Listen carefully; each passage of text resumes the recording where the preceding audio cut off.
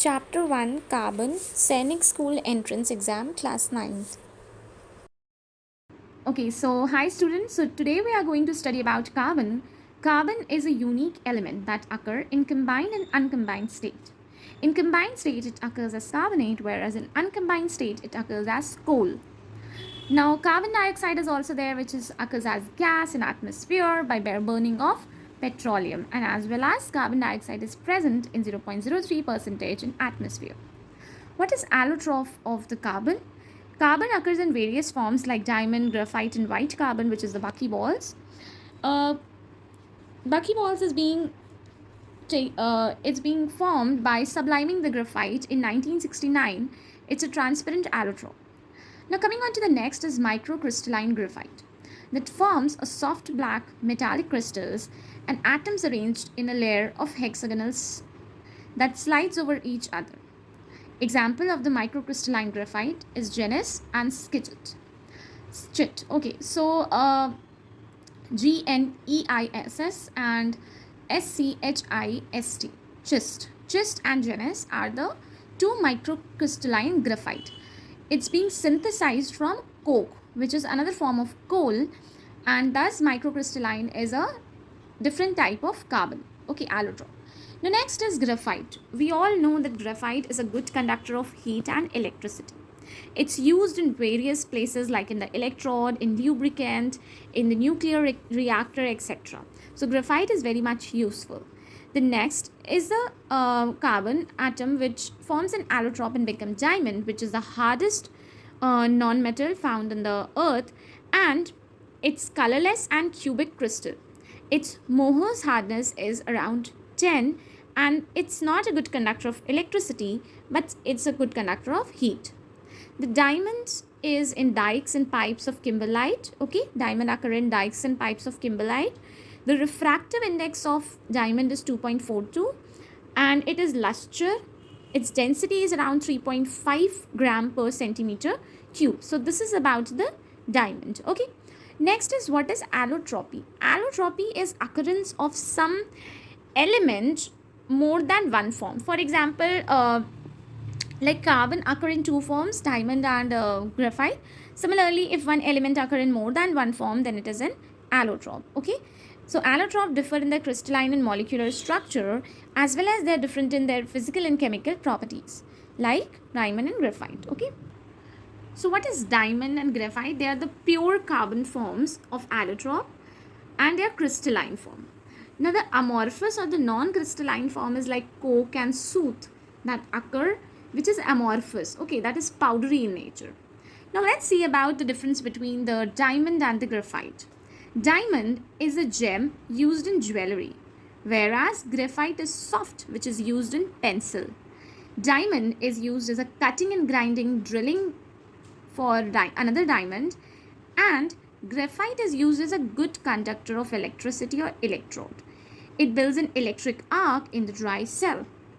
Diamond is a poor conductor of electricity, whereas graphite is a good conductor of electricity, as well as it is a lubricant with high temperature.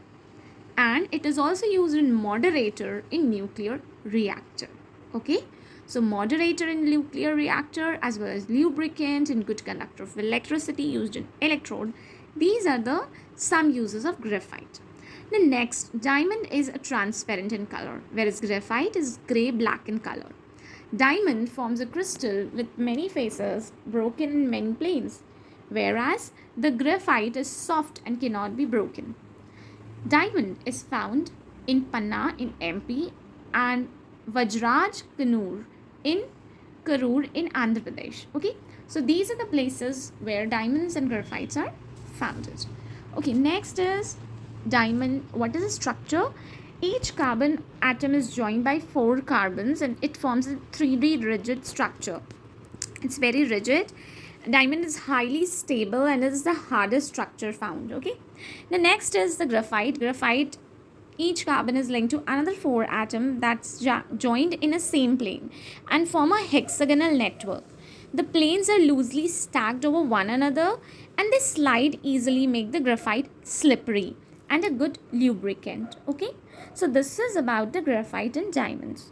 Now coming on to next is amorphous carbon. Amorphous carbon are not pure, okay, and not natural. They are the bone charcoal, the wood charcoal. These are the powdery form of the carbon, okay. Now next is we have also carbon forms like C12, C14. Now C12 carbon isotope is a standard atomic weight, okay. If we have to find out the standard atomic weight, then carbon 12 is a standard in nature.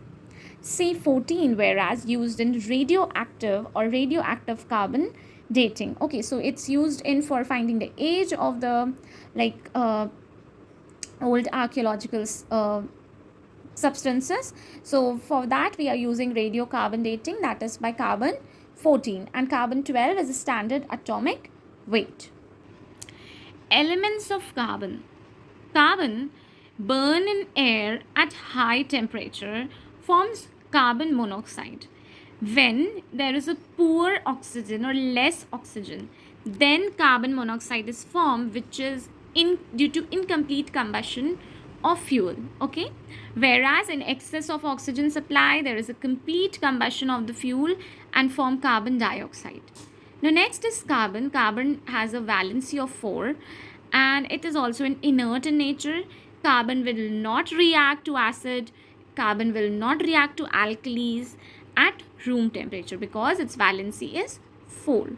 Now next is a gas which is commonly used as carbon dioxide. Let's study about it. First, carbon dioxide or CO2 is colorless, odorless in nature. It's non-toxic and cause suffocation. In air, it's around 0.03% of carbon dioxide present. Carbon dioxide exhaled by animals and absorbed by plants during photosynthesis. Carbon dioxide maintains a balance on the earth with the oxygen. Okay, so we breathe oxygen, we exhale a carbon dioxide, whereas in photosynthesis, plants intake the carbon dioxide and exhale the oxygen. The next is when carbonate react with the HCl, it forms CO2. So in industry, how to make carbon dioxide? We will take some calcium carbonate, add in that hydrochloric acid, and after the mixture reaction, the carbon dioxide gas is formed. Burning of coke in excess of air or fermentation also causes calcinating limestone. So calcinating limestone is also formed, okay, by burning of coke in excess of air and fermentation. Now moving on to next. When carbon dioxide is being compressed under high pressure and then cooled, it condenses and form a liquid carbon dioxide. Okay, it's very interesting. So when carbon dioxide being compressed in a high pressure and immediately cooled, it will condense and form a liquid carbon dioxide. At atmospheric pressure, liquid carbon dioxide, if solidify, it will form a dry ice, which is used in refrigeration and cloud setting. It's very much important that liquid carbon dioxide will solidify and form a dry ice, okay, which is at minus 78.5 degrees Celsius, and its use is refrigeration and cloud setting. Now next, moving on, is liquid carbon dioxide is also used in fire extinguishers, as well as carbon dioxide or CO2 is used in carbonated drinks. Dry ice solids the gas sublime. Okay, if dry ice being solid, it will sublime as a gas directly. When you will warm, it will vaporize without converting into liquid. So dry ice to gas is known as sublimation. Now the molecular weight of dry ice is around 44.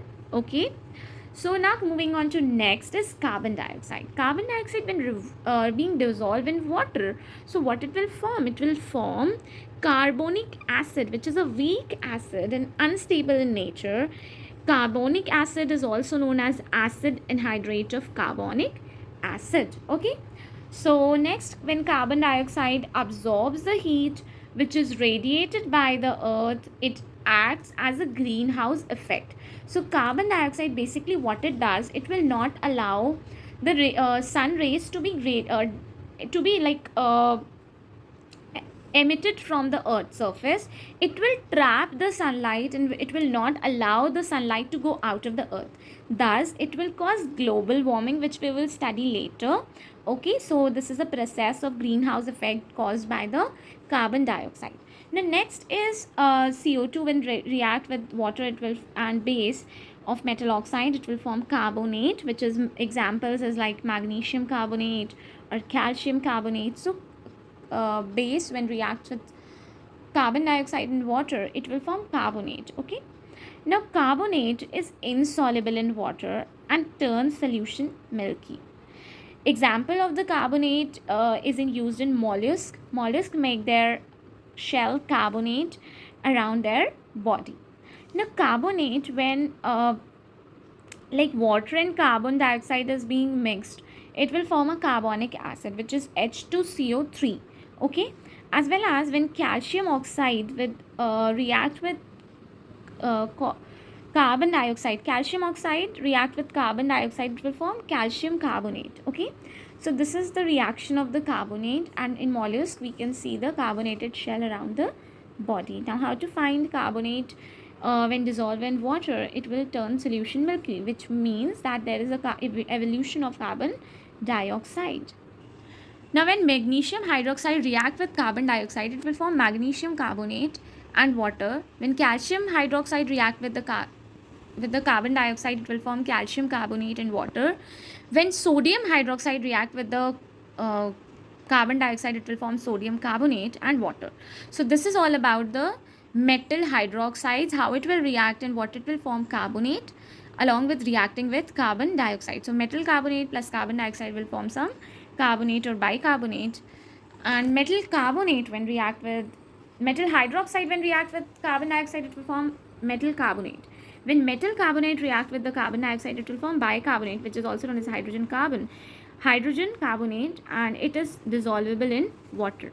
The next is calcium carbonate. For example, react with water and CO2, it will form calcium hydrogen carbonate or calcium bicarbonate. Okay, when sodium carbonate react with water and CO2, it will form sodium bicarbonate or sodium hydrogen carbonate, Na2HCO3. Now when bicarbonate react with water, it will turn the water hard. It's a temporary hardness due to bicarbonate is dissolved. It's removed by boiling of water. Okay, the next is carbonate. When react with bicarbonate and acid, it will form CO2. Okay, so carbonate plus bicarbonate and acid will form CO2. Examples of some carbonate and bicarbonates are sodium. Baking soda is called as sodium bicarbonate, which is used also as antacid, and washing soda is sodium carbonate, which is used in disinfectant and water softener. So it's very important you may learn this. Okay, baking soda is sodium bicarbonate, it acts as an antacid. Okay, as well as in washing soda, it's similar, but it is a sodium carbonate which acts as a disinfectant also and water softener. The next is carbon monoxide. Carbon monoxide is colorless, odorless gas. It burns. When carbon burns with less oxygen and incomplete combustion, it forms carbon monoxide. Even 0.5% of carbon monoxide leads to death if inhaled. Carbon monoxide is toxic, and when combined with hemoglobin of RBCs, it forms a stable compound known as carboxyhemoglobin, and it will not allow oxygen to bind with RBC or hemoglobin. Uh, an oxyhemoglobin is an unstable component. That is why carbon monoxide will easily replace oxygen and form a complete bonding with the hemoglobin and thus cause death. Now 0.1% of carbon monoxide is injurious to health. Example of some carbon monoxide is incomplete combustion of gasoline and also poor ventilation of stove burning. So if stove is burning, there is a poor ventilation, then carbon monoxide is formed. If gasoline is being combusted but incomplete, then carbon monoxide is formed. Carbon monoxide is also a component of water gas and also a component of manufacturer gas, and carbon monoxide acts as a reducing agent at high temperature. Carbon monoxide is not at all soluble in water, so it's insoluble in water, and this is all about the carbon. I hope you like it. Thank you. If you like this video, please subscribe to my channel Amplify Studying. Thank you.